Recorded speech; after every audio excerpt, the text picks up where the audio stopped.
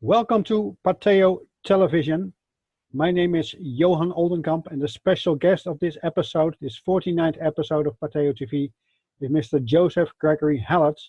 Greg, welcome into the show. Thank you, Johan. Could you, before we start this talk, give a little bit of information about your background so that the audience have an idea what kind of man you are? Where were you born, for instance? What was your your home country? Okay, I was born in New Zealand, named after the place in South Holland, and well, actually, probably it's northern Netherlands, isn't it? Zealand? No, it's in the south of the Netherlands. Yeah, south of the Netherlands. And I've written 15 books, and about 5 of them on New Zealand, exposing the corruption of the New Zealand government and judiciary and police. And I did that from about 1999 to about 2007. I wrote 4 books in 2007, and I haven't been allowed to work anywhere in the world since 2007, since I published about 9 or so books. So what I found, and what other people are finding out now, is that the governments and judiciaries are just a mafia, and they all obey the royal families and the British royal family, which are flat-lie royal. They're absolutely fake, right? So I was the royal biographer for 4 years, and I wrote a 5-volume set on the British royal family and who the true British royal family are. And I exposed about 40 royal marks that Queen Victoria gave the royal family, a couple which I own now. That absolutely set in stone that Queen Victoria had a legitimate firstborn son called Prince Marcos Manuel, and she was married to the second in line to the throne, who was blind Prince George of Cumberland, who became King George V of Hanover. So I wrote 3 books on that, and a lot of the information is heavily codified, and they brought me in to decipher the royal marks, and sometimes I was deciphering them instantly, going, oh, that's a blind man, you know, and they had the marks for, well, 150 years, and they weren't quite getting it. So I was brought in to decipher all the royal marks, and in doing that, I also was given some information and wrote 2 books on the Jesus lineage, which is that there were 2 main Jesuses. Jesus was the 5th most common name in Jerusalem, and there were 5 or 6 Jesus, 2 main Jesus, and they both went to the Algarve, and then one went to England and founded Lord Mayor of London, which is actually the true king of the United Kingdom. Okay. Right. Yeah. So, and in that time, I've been just heavily sabotaged, poisoned. Things have broken down. Cars have been stolen. Cameras have been stolen. Funds have been stolen, removed. My status on the internet is just ever diminishing. You know, my hit count after I do an interview, my hit count actually goes down. Okay. Right. So all of this stuff shows that there's a big conspiracy not to get the truth out. And the truth is that we are living under a flat-lie royal British family who are enacting the Bible, and they've acknowledged me as a participant in the Bible, like King of the South would be me. So what I've found is that the magical days of, which amounts to 3.5 years and 1,290 days and 1,335 days, etc., they all come from when I lodged a claim in the Queen's Bench High Court in England, claiming Prince Pretender status, right? And from that time, which is March, April, May 2015, to the Paradise Fires, 8th of November to the 25th of November 2018, that is the allotted time in the Bible, right? And there's another date in between, which was the 15th of September 2017, and that was when Hurricane Jose which went from the 6th of September to the 22nd of September. It was turned off on the 15th of September, around about 6 p.m. to 6 p.m. for 24 hours. which is exactly my birthday. So you got this hurricane, this massive hurricane going through, and it's got my first name, Jose, which is Joseph. And then it comes along for like 6th to the 14th of September, boom, and then it's no longer a hurricane for 24 hours, and then it's a hurricane again from the 15th to the 22nd. So, and what the Bible says about that is that everyone will look up and wonder. Right? So that's actually another marker in the timeline, and I've just finished the graphic now, and the latest obstruction I've got is I've got a new keyboard, yeah, because the old one was stuffed, and the bottom keys, all the bottom right keys are sticking, so every sentence I write has 4 spelling mistakes in it. So that's why I didn't get to, that's the excuse I'll use, that I didn't get to do all of my graphics. Okay. Right? But what I found when looking at the Bible is you've got to look at the definitions of words, and you've got to look at things like the latest media releases that say the Jews are putting out about the Bible, how they're all of a sudden claiming that there's been a shift in time of 146 years, and the Jews are now 146 years closer to when their Messiah or the Messiah has to appear, not may appear, but has to appear. And that is in 57 years' time. Has to appear. Can appear anywhere in between, but has to appear in 57 years, right? But so it goes on, and it's just absolutely full of intrigue, and it's related to Jerusalem becoming the capital of Israel, and Jerusalem being given to the Catholic Church, and me being registered in the Holy See as a member of the Jesus Mary lineage, and all of this stuff happening within 6 weeks in 2013.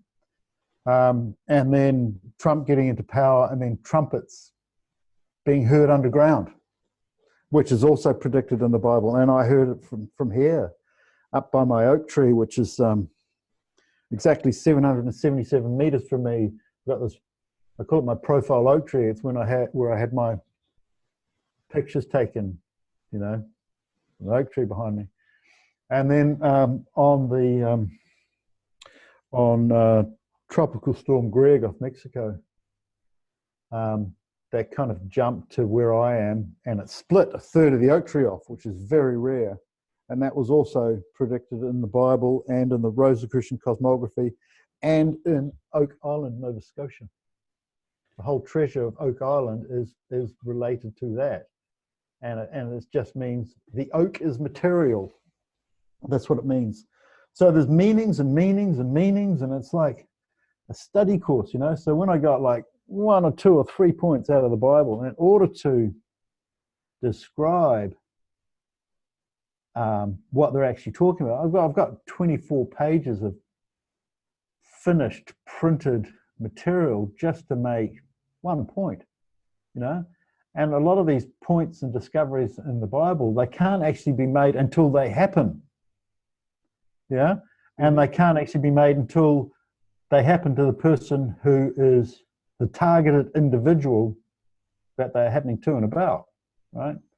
So what I've managed to do is decipher this biblical timeline of the 1,290 days, 1,335 days, and the 3.5 years. Yeah. Yeah, that would be great. Just finished. And one other thing is, when I finished it, I was actually I was doing it 3 days ago on the 18th of January, and I'm doing this timeline, and it's Daniel's dream, right? Right at the end of the timeline, I get the date, and it goes 18th of January, and I'm going, that's today. So I discovered it on the day predicted, So we'll see if I can, prove it to someone with a PhD, I think. Have you got a PhD? I've got a PhD, yes, but for what it's worth. So I can, my left hemisphere is working okay, but that's, okay. Yeah. What, right. I'm a step-by-step guy, Greg. So what I would like to do is, is to take the audience and me to your conclusion and your approach and your research results. I did some research myself too. About 2 years ago, I thought I fully cracked the code of Daniel, but I have to admit that my conclusion didn't come through. So I'm a bit confused now because I was quite certain. But I have to say I based it on the Zionist agenda, the decisions they took, especially the moment when they had a big meeting in Basel in Switzerland in 1897. And I used that, and I used the day when Jerusalem was conquered in the 6-day wars. Those were the two main ingredients on which I based my interpretation. But yeah, the conclusion is not valid. So I'm open for new insights, and that's why I'm very interested in your take on this. Okay, well, I looked at your stuff, and you were talking about that the Antichrist turns up in 2017. Is that correct? Yeah. Well, you weren't entirely wrong, but there's two forms of Antichrist. There's the ANTE Christ, which means in place of Christ, yeah? And then there's the ANTI Christ, which is the opposite of Christ. Exactly. Ante means before, and the other one is against or something. Oh, one is against Christ, the ANTI is against Christ, and ANTE is in place of Christ, right? Which is kind of like the second coming, which is a charged word, but in other codes they use vid, V-I-D-E, or V-I-D, like V-I-D-E-O, video. It means a likeness, a very good facsimile, right? So it doesn't have to be Christ. It can be someone like him, you know, or someone like we imagine him to be, you know. So, and what's happened is we've got all these charged words like Christ, right? And Christ means high priest of all good things. Okay. Right? What do you think it means? I thought it was anointed one, Christos from Greek. Well, as well, but you've got all of these words from the various disciplines. Mm-hmm. You've got all of these words like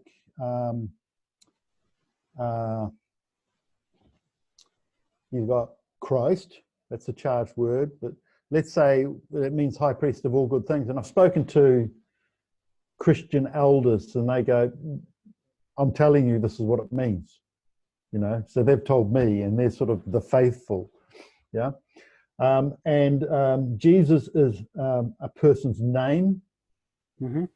yeah, and it was the 5th most common name in Jerusalem. And then you've got Holy Grail, right? And the Holy Grail was spelt G-R-A-E-L, from Charlemagne to Joan of Arc, which is about 800 AD to about 1314, I think she died, or 1413, one of those. So it's the longest serving spelling of Holy Grail, right? And when they put people, you know, someone's got to be in the program for things to manifest, right, in some form. And you've also got Ouroboros, which is the ring around the sun. And it's like flashes, you know, 2 snakes around the sun. The serpent that eats his own tail. Yeah. Yeah. And you've got Messiah, and Messiah can mean anointed one, or Christ can mean anointed one, rather, Christ, chrism. And you've got Messiah, and Messiah is a prince without a throne, or a king without a throne, or a king without a country, or a prince without a country. And the Christians believe that the Jews believe that the Messiah has had to have achieved something militarily. Right? So that's kind of interesting. So what else have we got? We've got the Holy Grail. We've got the Holy Grail cup, right, which is actually the solar chalice of the legislators Akhenaten and Jesus. So the solar chalice of Akhenaten, Pharaoh Akhenaten, was passed by the Apostle John Mark to Jesus at the Last Supper, and then it spent about 1,000 years in Jerusalem, and then it finally came out to England, and then to Portugal, and then it was given to us, and I'm the first person to publish images of it. Right? So Pharaoh is a name that never existed. It's a title that never existed. Pharaoh, it's actually ruler, not even king, it's ruler. The Egyptian pharaohs were actually rulers, and Pharaoh was a Greek word applied to the Egyptian rulers, and it was based on a temple called Phari, and that became Pharaoh, right? So, so you can sort of empower and disempower words. And then you've got the Heb-Sed festival as well, which was the Egyptian rulers or pharaohs. After they'd ruled for 30 years, they'd have a Heb-Sed festival to reinvigorate their rulership. And that was, they would run around a rectangle, say the screen, yeah, and then everyone would be around cheering vigorously, and then they would go into a cave, and then they would be given some hypnotic herbs or incense or whatever by the priests, and then they would have like an out-of-body or near-death experience, and they would come back with some information that was pertinent to the Ma'at, M-A-At, which was the all the people living together in harmony and producing. So it would be something that was very good for the whole community. So you got the Heb-Sed festival, and the Heb-Sed festival is still being run occasionally today. And I did an interview with Gemstone University and showed a lot of slides about my Heb-Sed festival and 2 Heb-Sed festivals. And that actually, I haven't spoken about it yet, but that actually led to quite a few events in the 1980s, which were quite big.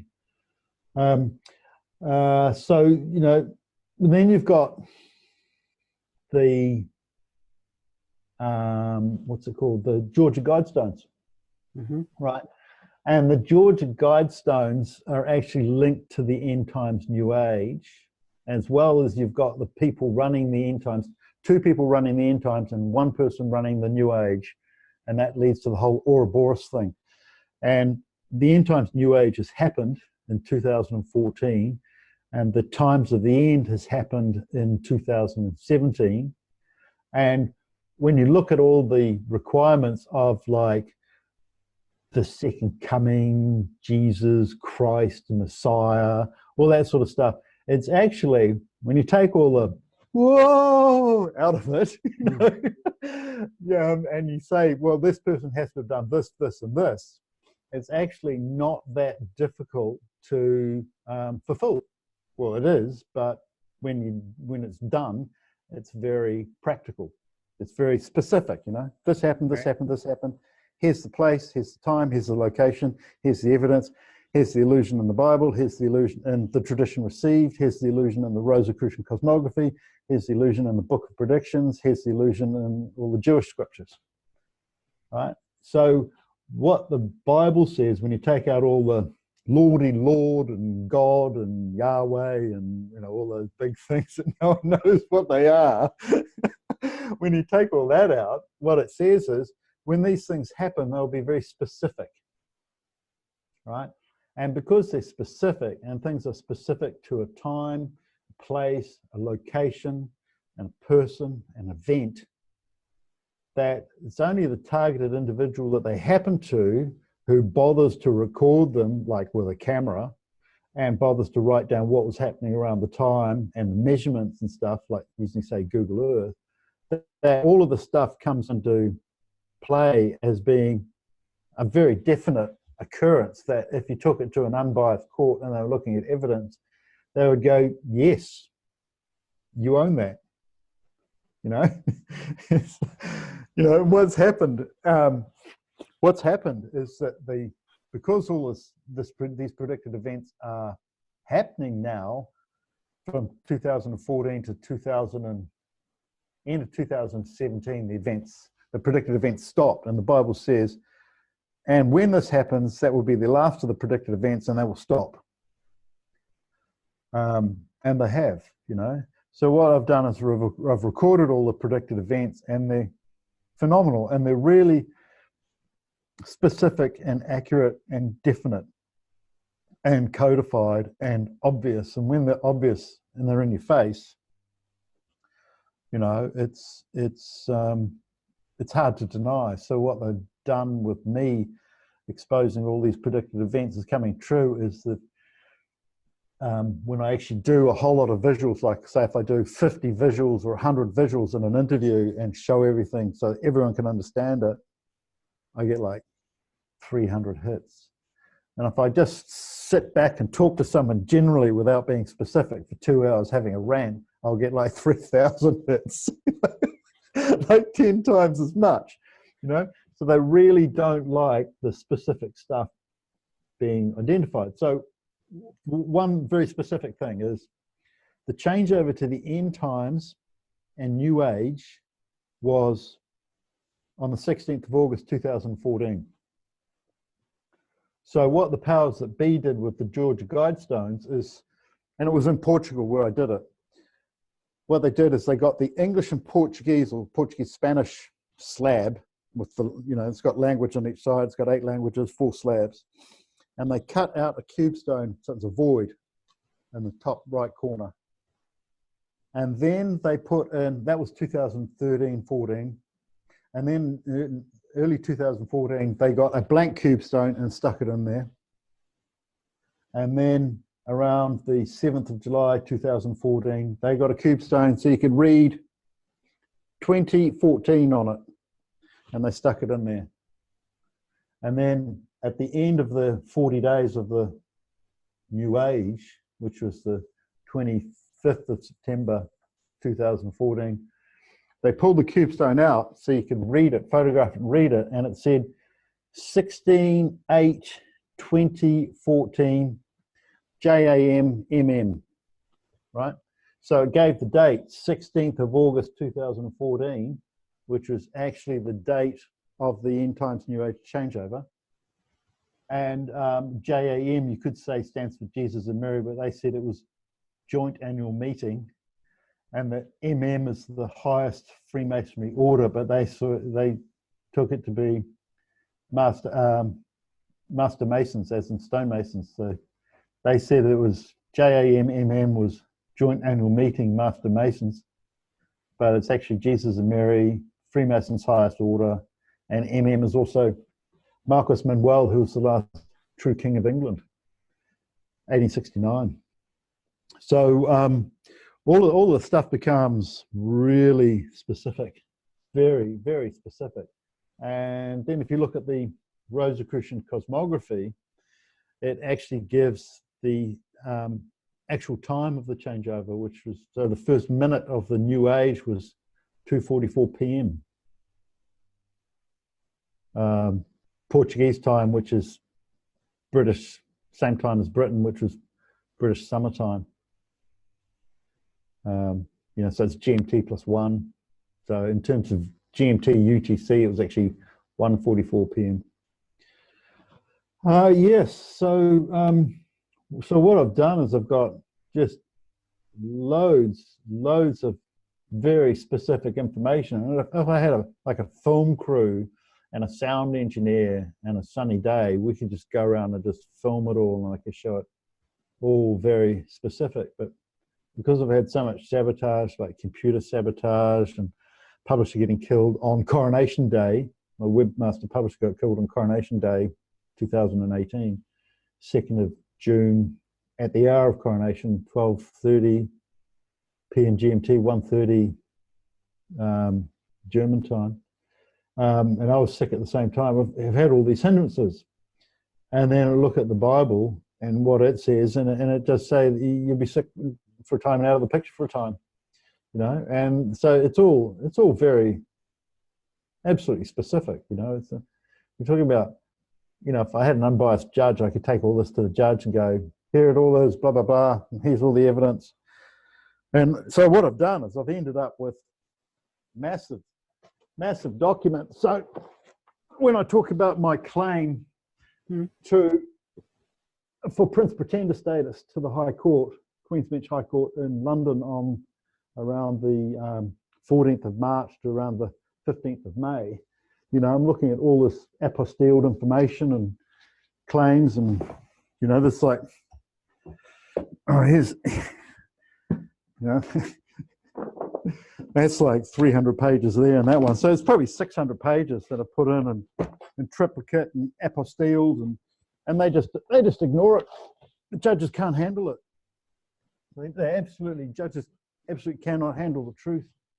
They cannot handle evidence, and they can't handle the absolutely true and very well-known evidence that the British royal family is fake. So because I brought out the Hidden King of England, Arma Christi Unveiling the Rose, which was 5 volumes, 1,100 pages, 700 colour photos, 40 royal marks presented and decodified, and hardback and full colour, in a box set. So when I presented that as part of my submission, the courts can't handle it because they apparently serve the Queen. They swear 2 oaths, judges swear 2 oaths to the Queen, but she's not the Queen. Never has been. And if you look at her royal style and titles, it absolutely says that Elizabeth is not the Queen of the people of the United Kingdom, and she is not the Queen of the land of the United Kingdom. And if you look at her signature, most of the documents she's signing, she's negating. And if you look at where the records of the royal styles and titles are kept, which is in Canada, they actually state that Elizabeth is an on-again, off-again queen. She's only recorded as queen post-dated, like backdated, and it's only for about 1 day, a fortnight, and it's completely random. It's bizarre. And like, you know, and in braver days, which is actually when we didn't have the internet and people used to walk around and have a set of balls on them, they used to go around and challenge authority and go, hang on a minute, no, this person's not the Queen, and this person's not the King. Here, it shows it here.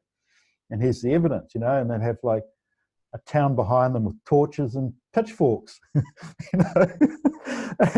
and now what we're getting is just all these mamby-pamby people sitting in, you know, their office chair throwing comments at the internet.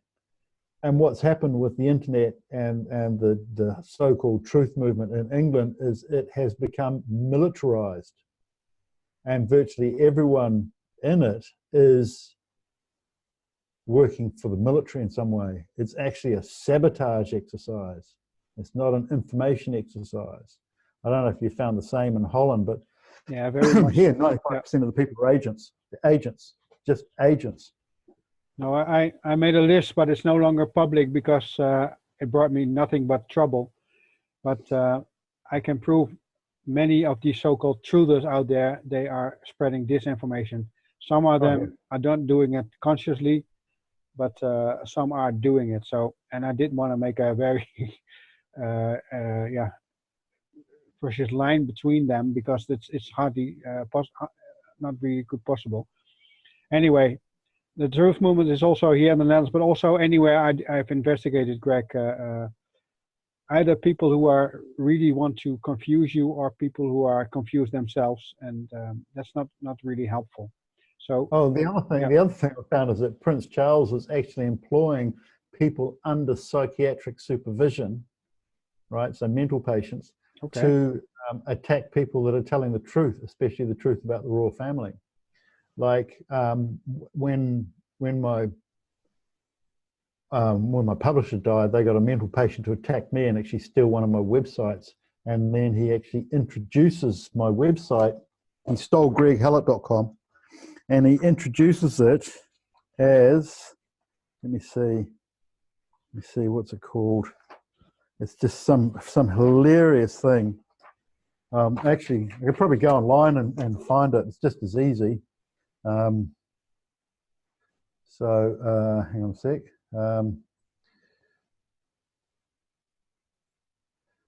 Yeah, maybe it's not real. What you can also do, Greg, is I'll show you the slide that you prepared, and we talk a little bit about that, because I think the time is also running out quickly. And this interview for me is just an opportunity. Okay, so I've got it. Oh. So GregHallett.com now comes up as Greg Hallett Gambling Addiction Treatment. So your URL has been sold to somebody else.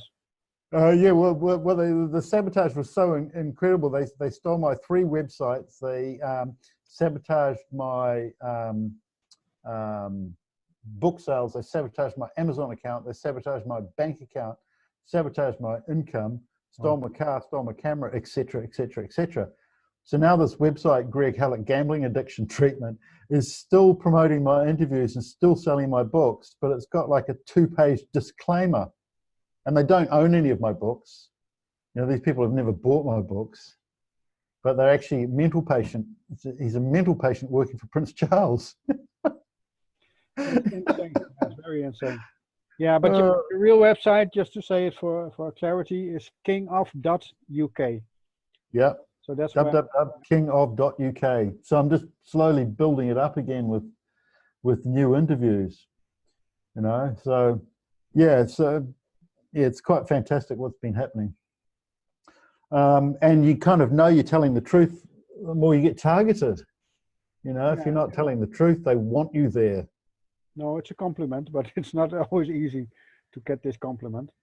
Because like the CIA says, the CIA are only happy when everything everyone believes is false, right? And the Catholic Church wants illegitimate monarchs on the throne because they're easier to control. Yeah, because you can blackmail them. In the Netherlands, the very same. It's a complete scam. It's a hoax. But yeah, they have so much. Something about Queen Juliana being born in 1909, and their baby had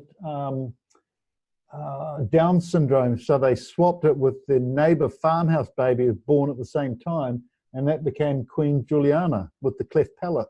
That's absolutely correct. I talked to someone who was close to a witness there, so it was all done, and people are speaking out. And but the brainwashing in the Netherlands is so strong, because there's a huge PR campaign about this family. They are the perfect citizens, and they are lovely people, but they lie, they cheat, and most of all they rob. They're legalized robbers, and that's why I call him the robber king, because he's nothing but a but a robber and a liar too. Yeah. Well, we've got the same thing in Britain. Absolutely. Like Queen Elizabeth II is not a queen and not even a princess. She wasn't the daughter of King George VI, and she wasn't the daughter of Elizabeth Bowes-Lyon. She was the daughter of, she was a sperm donor baby from Winston Churchill's sperm, and the carrier of the sperm was Elizabeth Bowes-Lyon's maid. So at the same time Queen Elizabeth II was gestating in Kensington, they brought out Lyon's Maid ice cream to show that the baby was Lyon's maid and not Elizabeth Bowes-Lyon, right? And then Elizabeth Bowes-Lyon went to France and married there and died of a heart condition at the age of 50 in 1950, which is the same age and cause of death as her brother. So the Queen Mother Elizabeth was Elizabeth Bowes-Lyon's maid, and Elizabeth is the daughter of a maid, and her nickname in aristocratic circles is Lily Le Bon, which is Elizabeth the maid. Right, that's what she gets called, the maid. Yeah, because the inner circles know this. I've seen a presentation of you, Greg, in where you had a complete lineage overview and all kinds of lines and names and pictures. Very impressive. But from the camera point of view, from where I was seeing it, I couldn't read it all. So it would be great if that kind of information would be available on a picture which you can zoom in on. And I've got a poster. It's in a poster about this big by about 4 foot that I sell. Oh, so okay. I've still got about 4 left, you know, because you can't actually do it in a JPEG. One is it's like 1,500 hours work that, and you can't actually put it in a JPEG and get enough information. You actually have to scroll down the screen. So pretty much the only way we can do it is to buy a big print copy, you know. And then send it over through mail, old-fashioned mail. Yeah. That's the best way to do it, and then because you can study it and study it and study it. And, yeah, that was phenomenal amount of work. That is an idea to show the picture that we prepared for this talk. Is that good? It's a bit of a Show that. It comes back to the beginning of this. How long?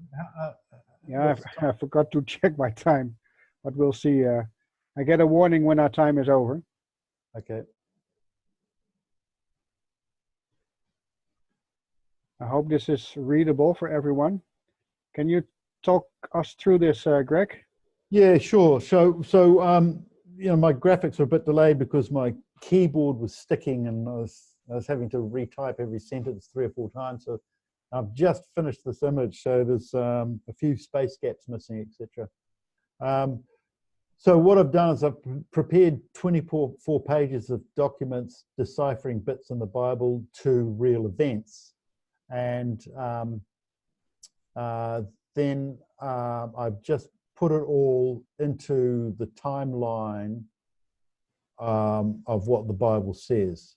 So if you look at the red line, that's the timeline.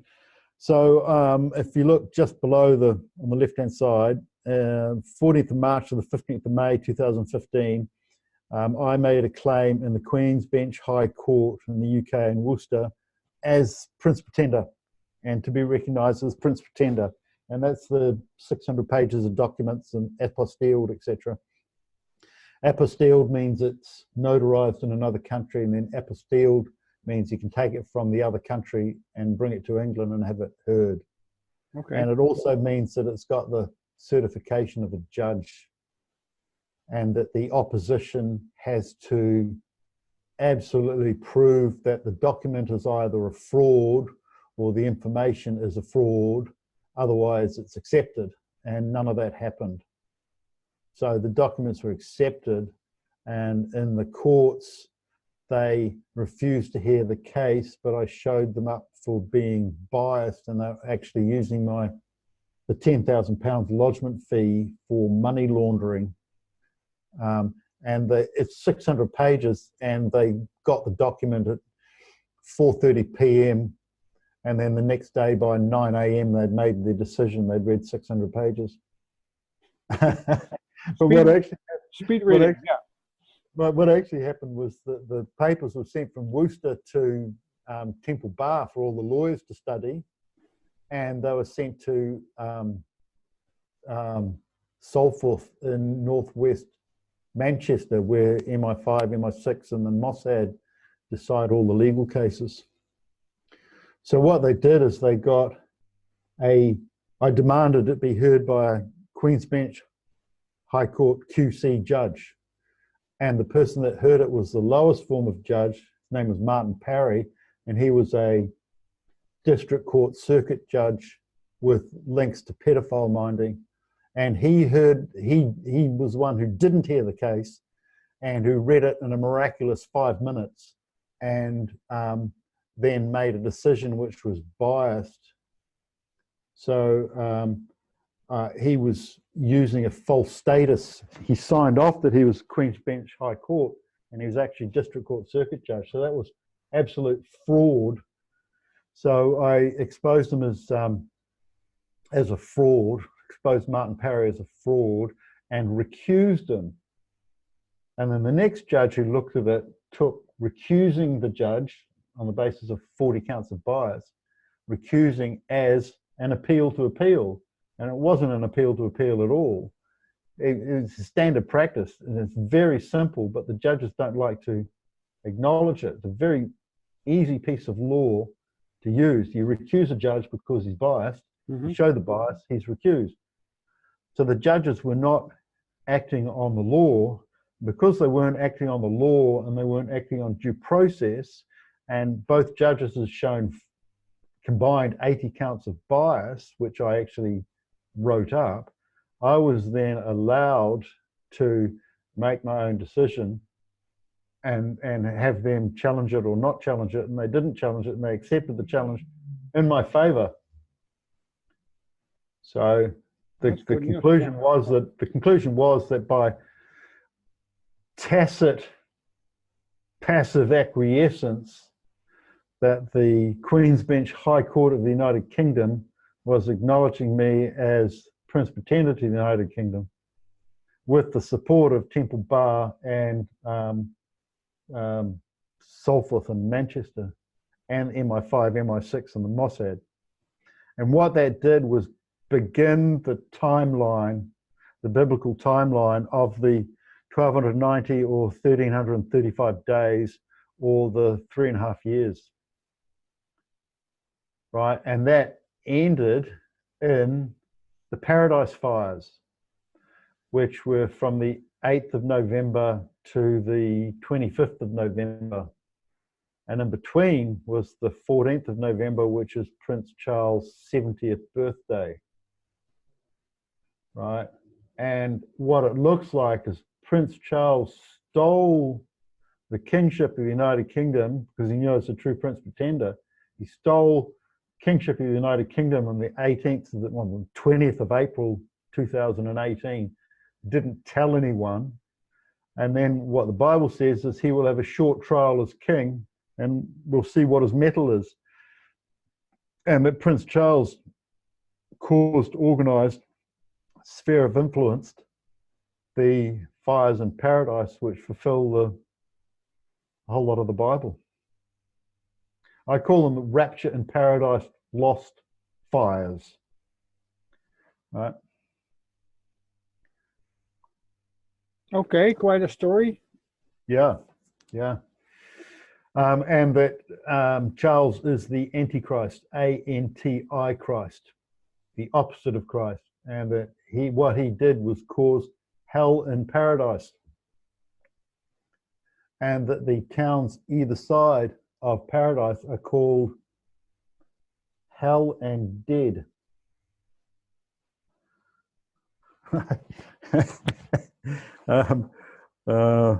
So if I've given you an overview, but I can sort of read it out, you know, what the fires are called, or what the towns are called.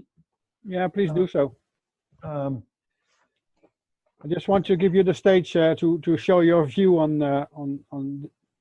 because I think it's a very important book, the Book of Daniel, and I tried to make sense out of it too, but you come up with your interpretation. It is and it isn't. It's kind of like here we go. Yeah, hell.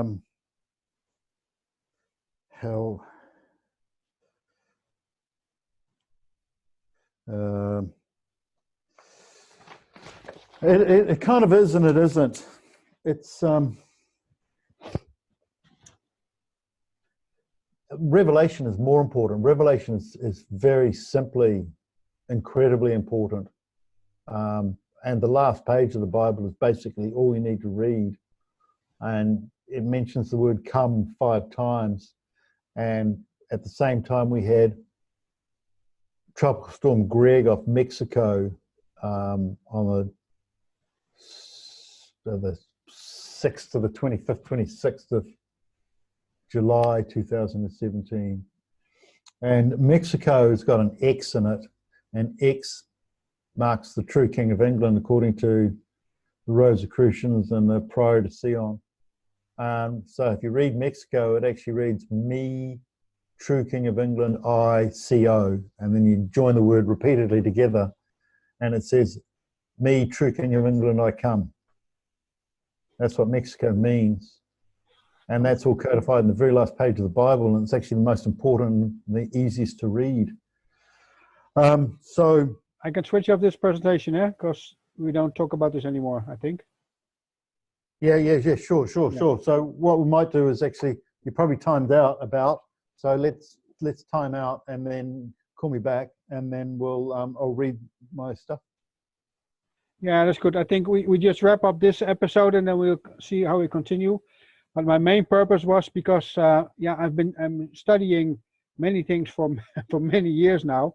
Yeah, at least 10 years I'm doing full-time research, and I never came across your name. And somebody sent me an email, and I was really surprised. But because, yeah, what you say is very interesting, and it has so many connections with what I'm researching. So I thought, how come I never heard of you? How come I've never seen a video or an interview?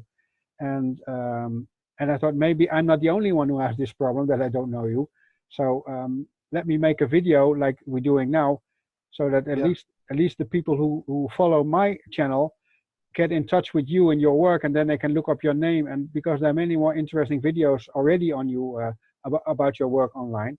So I think that's the main reason why I wanted to give you the stage, so to say, because Yeah. I think your work is very, very fascinating.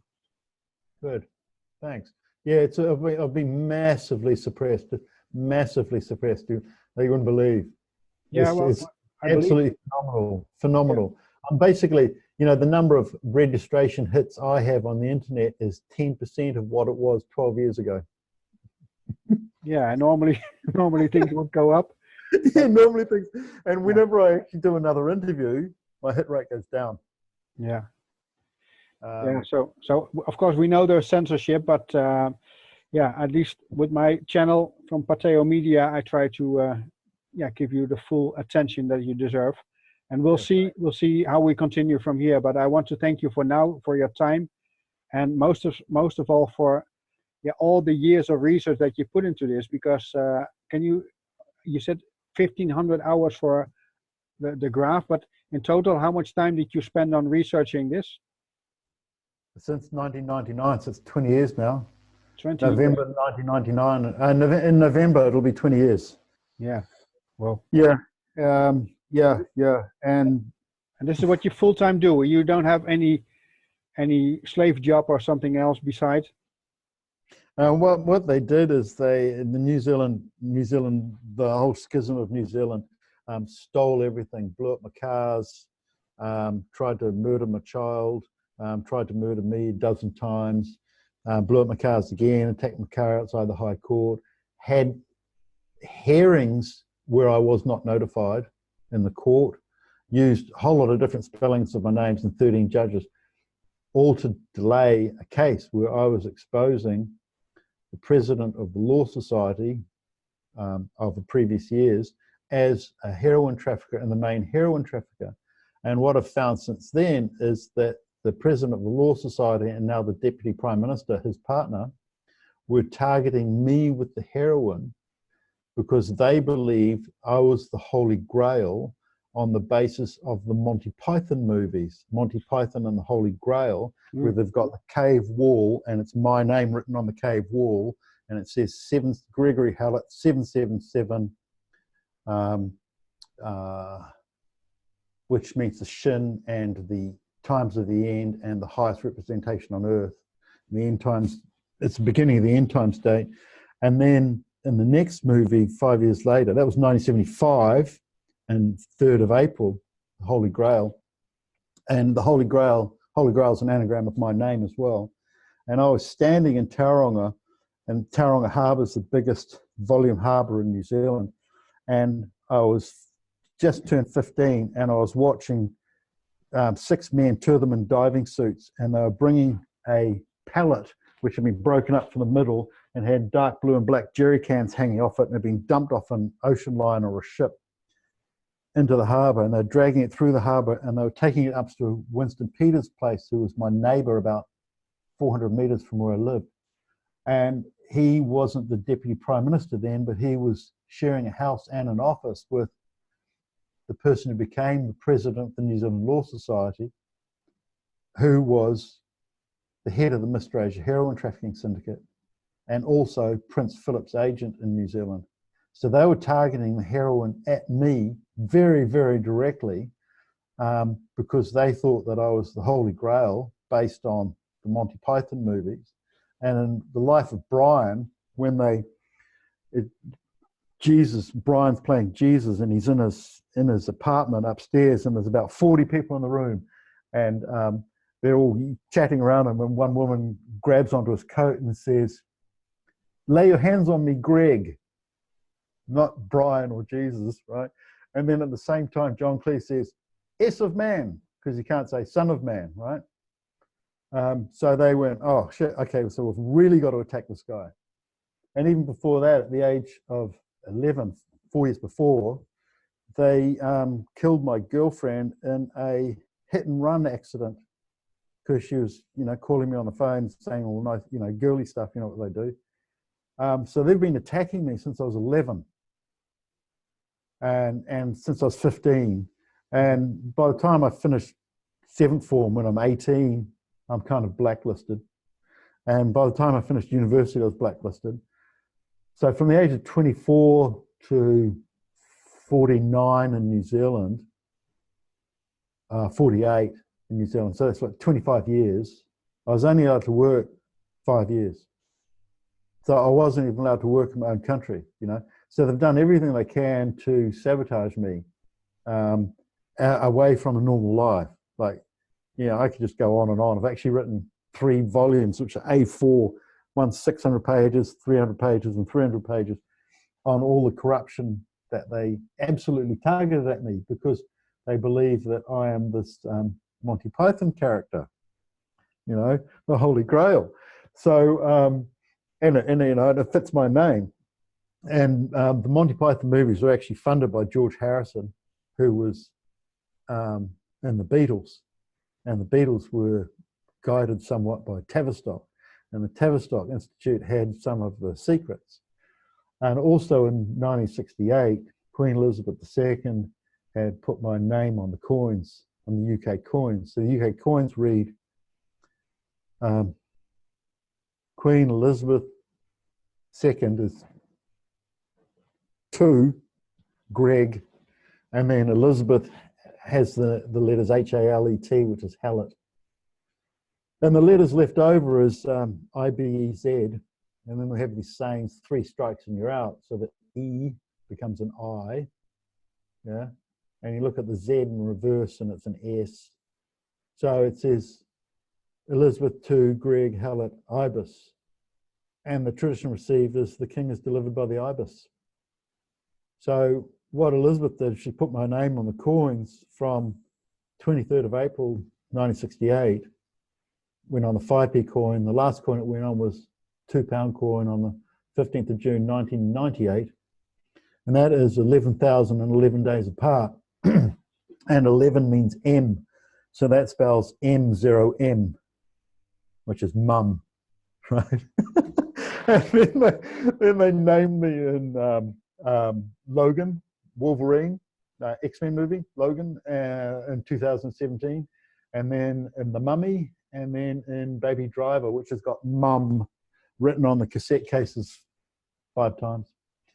And they, right at the end of Logan, they changed Wolverine's name from James to Joey. So he's Joseph Howlett, which is very close to Joseph Hallett. And then at the same time they were filming the end of it, they took me to hospital. The military took me to the Crown Hospital and changed my name from Hallett to Howlett, so that I had the name Joseph Howlett and Wolverine had the name Joey Howlett, right? And then in The Mummy, the mummy plays Isis, and she says, Joseph, you are my chosen. Hallett, do you accept? Right? So they're saying Joseph Hallett is Isis chosen. So, it's absolutely blatant. So I'm kind of in 5 movies, So, and it's kind of a wake-up call because you want to deny that you're in this position, like Prince Pretender and Bible predicted and all that sort of stuff, because it sounds like, all of those tosses in Christianity that go, I am, So, all this stuff is like, what they've done is they've completely denied me life. Absolutely, I do not have an ordinary life at all. I'm not allowed to work anywhere in the world. I'm basically not allowed money, and somehow I have to survive. I'm not allowed to sell books. My interviews are really suppressed, and I'm then named in all of these movies, and I've got all these legal documents, and I've got all these super important royal marks. Like, I've got the most important royal mark, from Queen Victoria. It's a letter, and it says, "Assemble him claimant." Right, and that letter was given to me 3 times. Right, so obviously even the true royal family wants to assemble me as claimant to the throne and crown of the United Kingdom of Great Britain and all Ireland. So, you know, I have to do it because I just don't have any other life. It's just been, my life's been absolutely stolen. Yeah, I'm surprised you can laugh about it, but maybe that's the only way to deal with it, Greg, because otherwise you might get insane or something. Or Well, you know, yeah, you do kind of question your own validity in the universe, but then something comes along and says, "No, it's you," you know. So, so basically, I just run with it and have to run with it, and you know, have my friends say, you know, "Pull your head and laddie," which is always a good thing. And then I just record the stuff, you know, like Diana, Princess Diana knew about me, so she conceived Prince William on my 20th birthday and gave birth to Prince Harry on my 23rd birthday. She absolutely knew who I was, you know. okay, And she was born 77 days before me. And what 77 means is the Father is fulfilled in the Son. That's the code for 77. So that's kind of interesting. And like, she went to Riddlesworth School, which is, you know, primary school kids. And then I go for a swim, and then the bus pulls up full of Riddlesworth school kids to go and swim in the same pool. So, you know, the meaning of that is that Diana actually went to school around here. She used to collect guinea pigs, and was swimming in the same psychic waters. So, like, when she left Charles secretly and conceived a child with King Juan Carlos of Spain, at the same time, the crow called Grog, like, which is Greg but with an O, left the Tower of London, right? And my nickname was actually Grog in school 2 years earlier because I had really bad acne, and I used to pop them and then cover them with meth. So when I went to school, I used to smell like a meth addict, you know, methylene spirits. You know? Okay. So my nickname was Grog, and then the crow leaves the Tower of London, called Grog. At the same time, Elizabeth is conceived. At the same time, Princess Diana is conceiving a child with King Juan Carlos of Spain. And what the legend is that when the crows leave the Tower of London, it's the end of the British royal family. So what happened was, with the birth of Elizabeth in World War II, the crows actually did leave the Tower of London, and Winston Churchill replaced them with a whole lot of new crows and clipped their wings so they couldn't fly. okay. Yeah? They couldn't fly away, to give their parents that the events, that the prediction had not transpired. So what's happening with me is that all the predictions have transpired through me, including that the person who writes the books will be from Lemuria. So that's New Zealand, Australia, Papua New Guinea. So that's happened. And they've even got the royal styles and titles for Australia, New Zealand, Papua New Guinea, and Grenada, and linked them all together.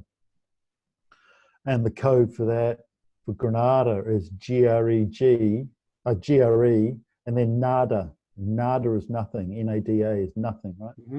So if you get GRE and link it together, you get GREG, RE, GREG.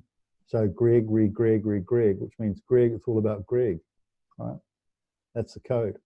And then what they did is they got the most of the royal style and titles and countries are a year apart, right? You get Australia's 1973, New Zealand's 1974, Papua New Guinea's 1975, and then the royal family gets a royal tour there and a royal tour here and a royal tour here, and it's all white gloves and fanfare.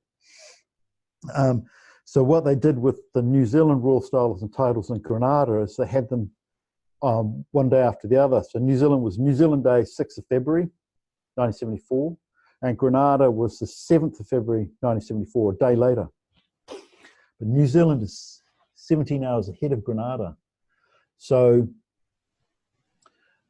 5 p.m. on the 6th of February 1974 was exactly the same time as the 10 a.m. on the 7th of February in Grenada, right? So that's what they did, because they wanted to show that the royal styles and titles in New Zealand was Grenada. Greg, it's all about Greg, Gregory, Greg, right? So it's all about a Greg in New Zealand, right? And then what they did with the 1973 Australian royal styles titles, 1974 New Zealand, 1975 Papua New Guinea. 1973 in Australia was on the 14th of September. 1975 in Papua New Guinea was on the 16th of September. New Zealand was on the 1974.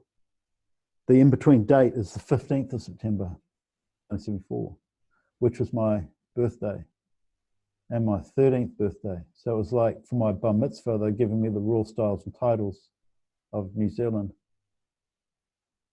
through Australia, Okay. New Zealand. So, you know, they just codify this stuff. When you see it, it's actually really obvious. And when you lay claim to it, it sounds like, oh, this guy's just looking for a bar fight. Well, you have to admit, it's a lot to take in, Greg. Well, yeah, I put it up in graphics before, and it's like, you know, if I do a really clear job, it gets less hits. If I say it loosely, so people have to write it down and work it out, I actually get more people listening. Okay. What they say is that everything has to be in sequence and everything has to be in proportion. Mm-hmm. So that's the way they get information across, in sequence and proportion. Yeah. Okay. Well, I want to thank you again for your time and for sharing all this. As I said, if people want to learn more about you, they can go to your website, kingof.uk, and they can also find your contact details there. And we'll see how it goes from here. But I think it was a good introduction to your work, I hope. Good. Thanks, Johan. Yeah, you're very welcome. And the viewers, I would say thank you very much for watching this episode, and I'll stop recording. And now, namaste.